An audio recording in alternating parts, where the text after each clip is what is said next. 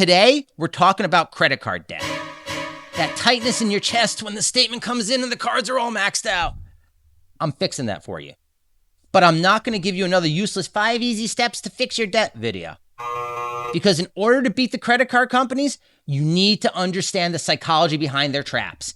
And today we're breaking down the 5 tricks that credit card companies use to keep you trapped in debt.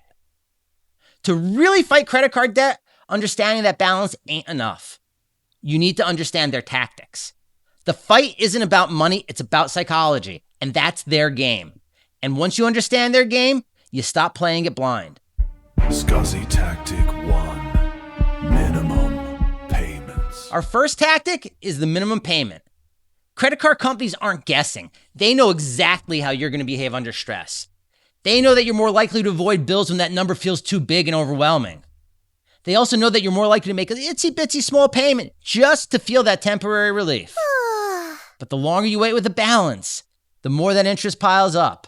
And the more the interest piles up, the harder it is to escape the trap. And the harder it is to escape the trap, the more likely you're just going to give in and make that minimum payment. That's not an accident. That's a business model. One of the biggest tricks in the book is the minimum payment. It looks helpful. It feels like a lifeline.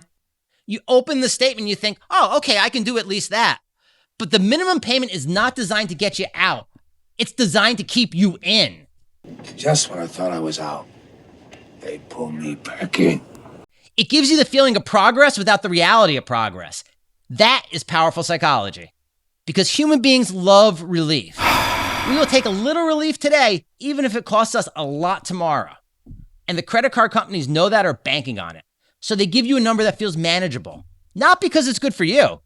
It's good for them. Scuzzy Tactic 2.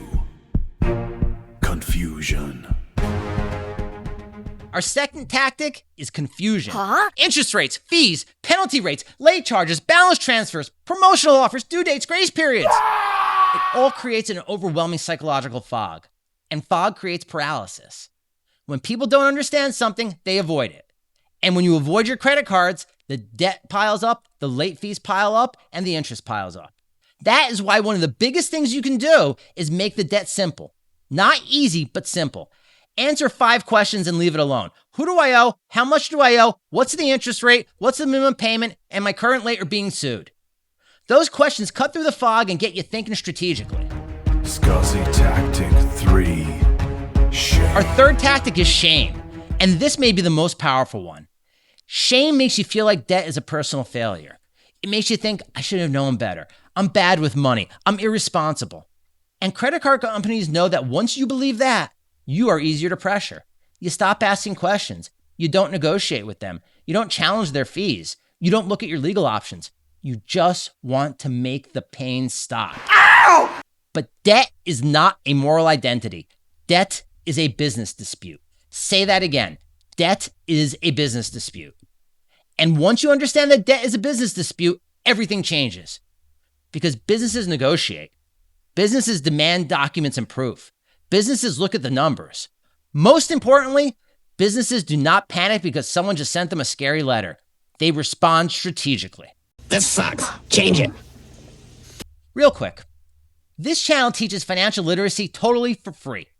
I was raised poor, maxed out credit cards, power being shut off in the house, and no one ever taught us wealth building as a strategy or a tool. I had to learn it on my own.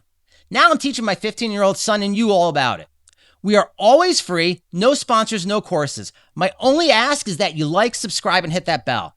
Now back to Tactic 4. Scuzzy Tactic 4. Urgency. Fourth tactic is urgency. Call immediately. Final notice. Act now or we're suing you. That language is all designed to trigger your fear. Because the credit card companies know that fear narrows thinking. And when you're afraid, you stop comparing options. You stop fighting back. You just react. Reactions are expensive. Never ever make a debt decision in panic.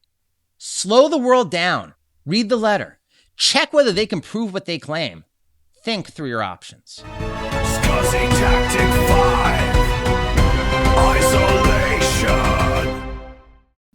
The fifth tactic is isolation.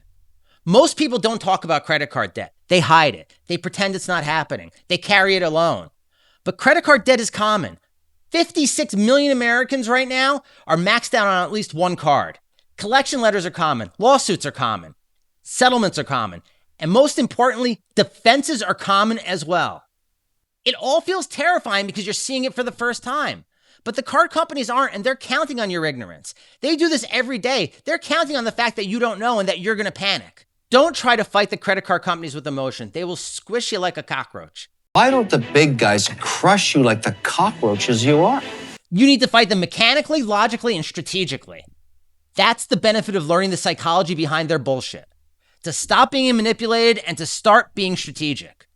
The minimum payment trap makes your mind confuse survival with progress. The fog and confusion trap psychologically makes the debt sound more complex than it is. The shame makes you feel like a villain and keeps you paying the minimum. The urgency and isolation trap are all about forcing a fear-based decision. Credit card companies are counting on you being panicked and ashamed and not fighting back or challenging them. But once you see the psychology, the whole thing looks different. That scary letter becomes just another document. The balance becomes just another number. The bill collector just becomes just another douchebag bothering you. Most importantly, the debt becomes a solvable problem and you can get out of it. Credit card companies know the psychology. So should you. That's it. Now go out there and fight off those companies. Be sure to like and subscribe, and we will see you the next time.